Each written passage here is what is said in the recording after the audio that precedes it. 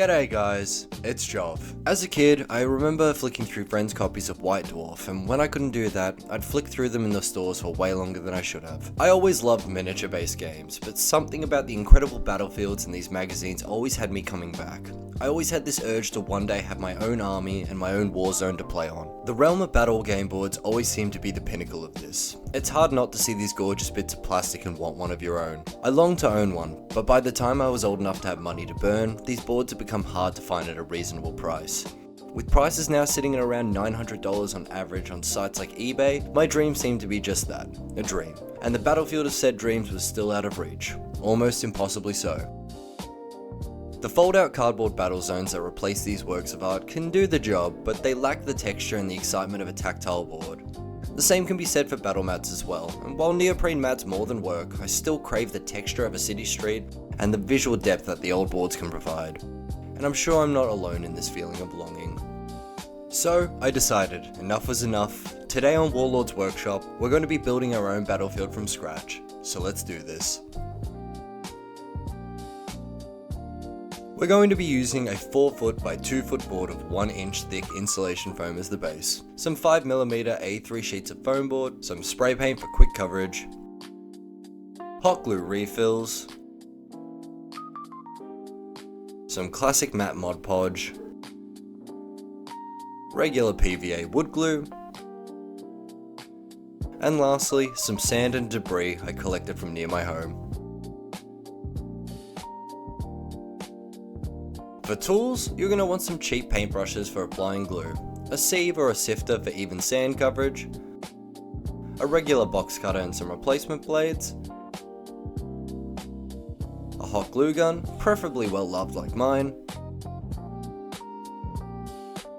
a measuring tape,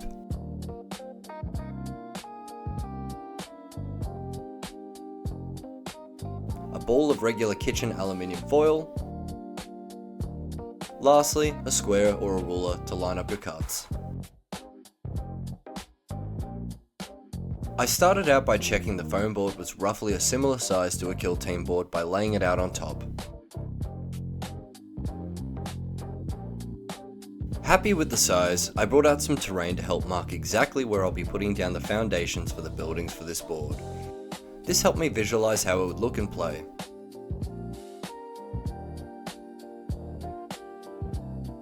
I then marked down a perimeter around where I want the buildings to sit on the final product for later.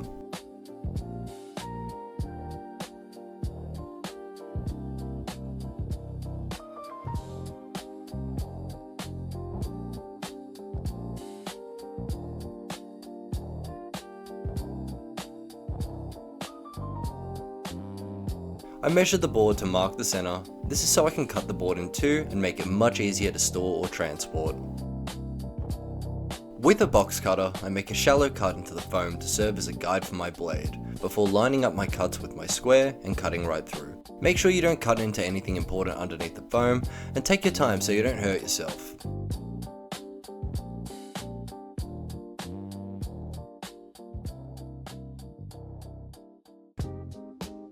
After several passes with your knife, the board should easily split with a bit of force. Now we're taking our white foam board, once again about 5mm thick, and we're going to be measuring and cutting this in half as well to get 4 bases for our buildings.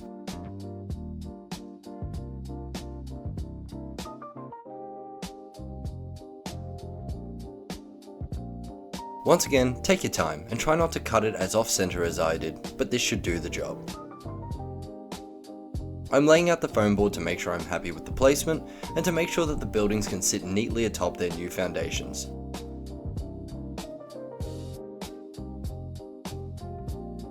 I'm pretty happy with how these are spaced out, so I think the next step is coming. Time to hot glue these suckers down. Make sure you're relatively quick if you do use a glue gun, as hot glue can dry solid pretty quickly, and can make binding the boards together pretty tricky. If you're more patient or you just don't like glue guns, feel free to use whatever you prefer. Either way, make sure to press down and get a solid surface bond. We're going to do this for all the panels, making sure to line up the edges with the baseboard to keep it neat, but don't worry, roughness still adds character.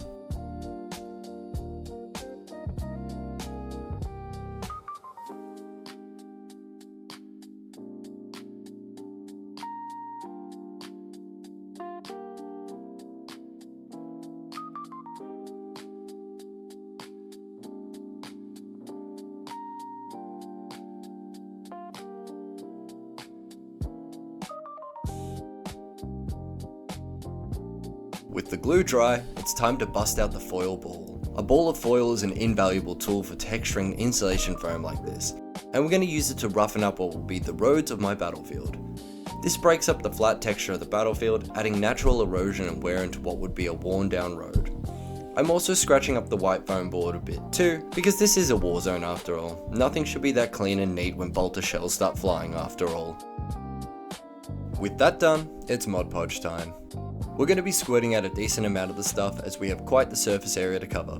Mix it with water till it's the consistency of milk so you can get a nice even spread on your board, and also to get a bit more life out of your bottle. We're going to be applying the Mod Podge like a glaze to any blue part of the board to start, making sure to get as much of the surface area as possible.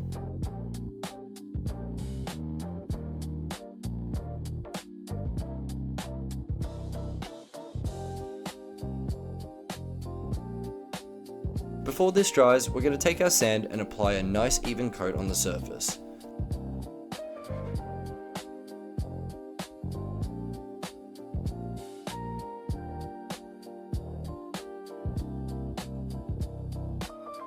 Let it rest for a few minutes before shaking off the excess so we can see what areas we might have missed. I'm going to go over a spot that's still very obviously blue with my Mod Podge again, making sure that I can try and get that even coat of sand on the surface on the next pass.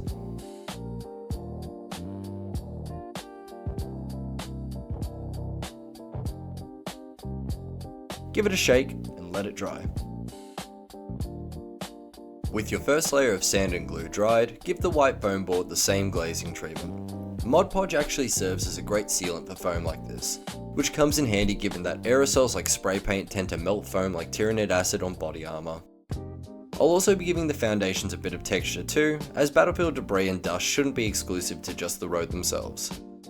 I'm going to be doing this by hand so I can control the exact amount of texture that's going to be applied to the surface area, spreading the sand around to give it more of a random pattern before shaking off the excess. I'll go over it with another round of glue to lock it into place before leaving it to dry. After a few hours of Aussie sun to dry, I'm hitting the board again with another coat of Mod Podge and sand so that the board is both properly sealed and properly covered. I'm going to make sure that I haven't missed a spot if I can before leaving this to dry overnight. Don't forget to shake off any excess sand.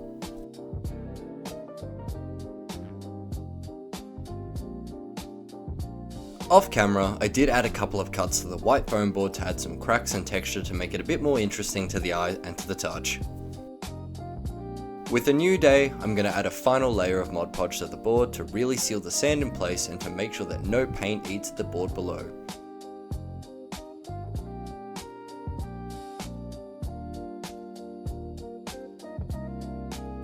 For where the whiteboard meets the sand, I'm going to fill these gaps with debris to hide some of the edges, using larger bits of sand and rock from my sifting to fill in the gaps. We'll use a generous bit of PVA glue so that we get a really good bond. Spread the glue with your brush and apply the larger stones and sand to your heart's content, spreading the stones with your brush to give it a bit more of that natural randomization. This should leave the board looking pretty rough in a good way. Let's leave it to dry.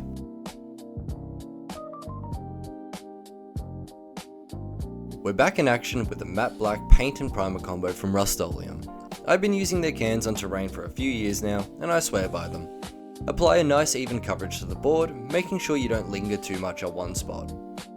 Make sure to do this in a ventilated area, and do try to wear protection such as a mask so you're not breathing in paint fumes, because Lord knows we all inhale enough glue fumes by accident as it is. Next is a can of matte slate grey for the rockcrete and for the roads to add a little bit of depth. I'm going to hit the rockcrete foundations with a heavier spray of grey to distinguish them more from the roads, but I'm not too worried about overspray as it does give the board a bit more character as well. But you can always use a bit of newspaper or cardboard to block off any areas you don't want to hit. The board is starting to look a bit better already, but we aren't done just yet, there's still a bit more colour left. I picked up these cheap craft paints for a few dollars a piece, and while I'd never paint a mini with them, they should be great for this. I'll squirt out a generous portion of each, and using another cheap paintbrush from a hardware store, I'm going to do what's called a dry brush. This involves loading the brush with paint and wiping most off onto a paper towel till barely any paint is left on the brush. We're going to lightly brush the surface of the board with it, catching the raised textures of the paint, adding depth and grittiness to the board. This is the last step before we let the board dry and call it complete, so do this until you think it looks good. Now the board is starting to look more like the beginnings of a ruined city. All that's left to actually do is let it dry for a day or so. But I won't leave you guys hanging, so let's take this to my mate's place so we can get a look at how good this thing can really look.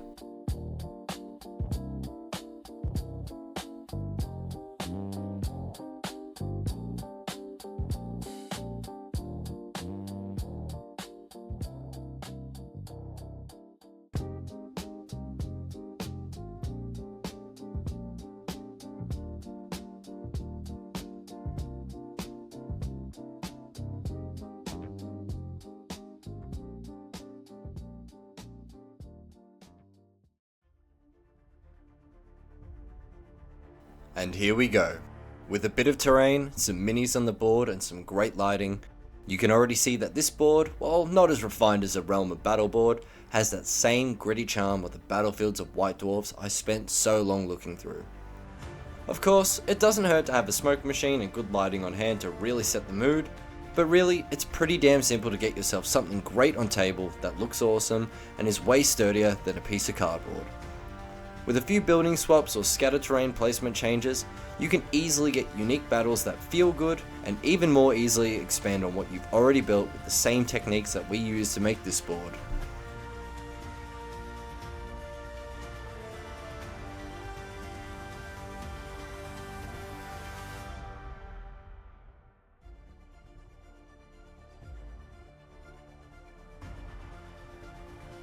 But you're not limited to just city boards. With similar techniques you can move on to create even more unique battlefields, using other materials such as plasterboard filler, aka spackle, baking soda, or even your hobby resources like flock, fake tufts, barbed wire, and even more. When it comes to making your own terrain and battlefields, your imagination really is the limit, and you can easily make yourself some incredibly interesting pieces that you and your mates can play on time and time again. There's almost nothing I love more in this hobby than the lore and the minis, but a great battlefield really is what changes the game and brings any wargame or tabletop RPG to life. So if you've enjoyed the video, or even if you have your own ideas or suggestions, drop a comment below and let me know what you think. Don't forget to drop me a like and maybe subscribe if you like what you've seen. It really does help me with the channel and it lets me know you want more of it. I do have more ideas for these sorts of tutorials moving forward, but only if you guys want to see what I've got to offer. But till then, I couldn't have done this without my subscribers showing me the love they already have. You guys genuinely make making this video worthwhile, and I hope you liked it as much as I like you guys. I wouldn't be here without you all. A special thanks to Big Mike for the lights, camera and smoke machine. You're an absolute legend, mate. Thank you all so much for watching. Till next time, this has been Brother Jov, and I'll see you guys all later.